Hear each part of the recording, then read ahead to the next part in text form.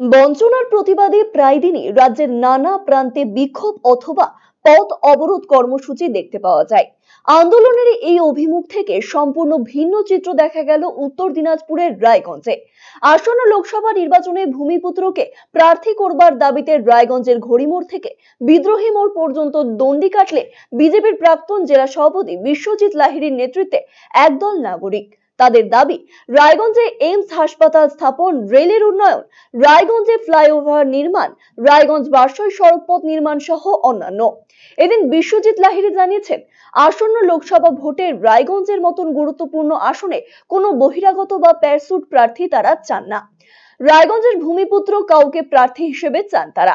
এর জন্য সমস্ত রাজনৈতিক দলের কাছে আবেদনও জানান তিনি। উল্লেখ্য, কয়েক মাস পরেই দেশের সাধারণ বা লোকসভা নির্বাচন, ফলে জমে উঠেছে লড়াই। তবে বিগত 5 বছরে রায়গঞ্জে তেমন উল্লেখযোগ্য কোনো কাজই হয়নি। এমনই পরিস্থিতিতে রায়গঞ্জের সামগ্রিক উন্নয়নের দাবিতে সরব হয়েছেন বিশ্বজিৎ বাবু। আপনারা জানেন যে আমাদের রায়গঞ্জে বিভিন্ন সমস্যা আছে, যার থেকে আমরা বঞ্চিত। যেমন এইমস হসপিটাল হওয়ার কথা ছিল, সেটা কল্যাণী নিয়ে চলে যাওয়া হয়েছে। এখানে ট্রেনের যাতায়াতের যোগাযোগ ব্যবস্থা আমাদের নেই। এখানে ফ্লাইং ওভার হওয়ার কথা ছিল, সেটা হয়নি, তার জন্য যানজট। দীর্ঘদিন ধরে পাইপ লাইন বসানো হয়েছে, তার বাড়ি বাড়ি শুদ্ধ পানি দেওয়ার ব্যবস্থা করা, সেটা করা হয়নি। এখানে আপনি বারসই রায়গঞ্জ রাস্তা সড়ক পথ করার কথা ছিল, সেটা করা হয়নি। এবং কি যে আমরা এখানে যে গরিবদের আবাস যোজনা ঘর, সেটা তো গরিবরা বঞ্চিত। এবং রায়গঞ্জ পৌরসভা নির্বাচন দীর্ঘদিন যাবৎ হচ্ছে না। তার মূল কারণ হচ্ছে কি যে এখানে যারা নির্বাচিত হয় তারা বেশিরভাগই বহিরাগত। আর তার জন্য আমরা চাই যে আগামী লোকসভা নির্বাচনে বহিরাগত নয়, এখানকার লোকাল ভূমিপুত্রকে ক্যান্ডিডেট করা হোক। আর এই দাবি নিয়ে আমরা আজকে বন্দিতা করছি। অন্যদিকে রায়গঞ্জের পুর প্রশাসক সন্দীপ বিশ্বাস জানিয়েছেন, বিদায়ী রায়গঞ্জের সাংসদ দেবশ্রী চৌধুরী বিগত 5 বছরে কোনো কাজ করতে পারেননি, সব ক্ষেত্রেই অবহেলিত। উল্টো দিকে রাজ্যের মানবিক মুখ্যমন্ত্রী রায়গঞ্জকে উন্নয়নের শিখরে নিয়ে যাওয়ার চেষ্টা করেছে। রায়গঞ্জ মেডিকেল কলেজ করে দিয়েছেন, রায়গঞ্জে বিশ্ববিদ্যালয় করে দিয়েছেন ইতিমধ্যেই, ফলে উন্নয়নের কাজ থেমে নেই। বিজেপির প্রাক্তন জেলা সভাপতিকে দেখলাম দণ্ডি কাটতে এবং রায়গঞ্জের রাজপথ দিয়ে যেতে, যে এই বর্তমান এমপি দেবশ্রী চৌধুরী, বিজেপির এমপি, কোনো কাজ করেনি। বিভিন্ন ভাবে সে প্রতিক্রিয়া তারা ব্যক্ত করেছেন। এটা তো বিজেপির আভ্যন্তরীণ ব্যাপার। আর মানুষও ঐক্যমতের ভিত্তিতেই আগামী দিনে তৃণমূল কংগ্রেসকে আশীর্বাদে ধন্য করবে, এই বিশ্বাস আমার আছে।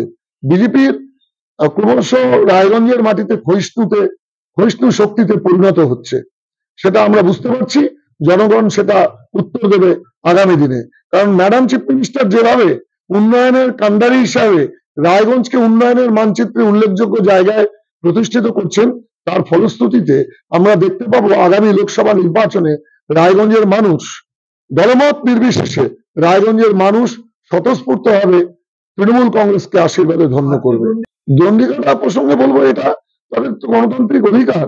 এই গণতান্ত্রিক অধিকার মানুষের মধ্যে আছে। অন্যদিকে বিশ্বজিৎ লাহিড়ীর এই অভিনব আন্দোলনের জেরে অস্বস্তিতে পড়েছে বিজেপি। কারণ বিজেপির বিদায়ী রায়গঞ্জের সাংসদ দেবশ্রী চৌধুরী বালুরঘাটের বাসিন্দা, আর ওখানেই প্রশ্ন তুলছেন আন্দোলনকারীরা।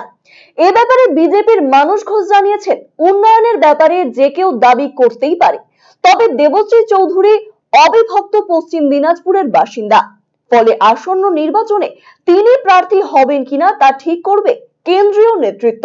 দলের প্রার্থী কে হবে সেটা দল ঠিক করবে। এখনই আমাদের দলের তো প্রার্থী ঘোষণা হয়ে যায়নি। জেলার ভূমিপুত্র হিসেবে তো আমিও দাবি করতে পারি যে আমারও ইচ্ছা আছে প্রার্থী হওয়ার। সে যে কেউ গণতান্ত্রিক দেশে নিজের ভোটে দাঁড়ানোর অধিকার যে কেউ চাইতে পারে, সেটা চাওয়ার অধিকার প্রত্যেকেরই আছে। বিজেপির ভিতরে কোনো দ্বন্দ্ব নেই, কারণ বিজেপির প্রার্থী ঠিক করে বিজেপির সর্বভারতীয় কমিটি, এবং আমাদের দল এখন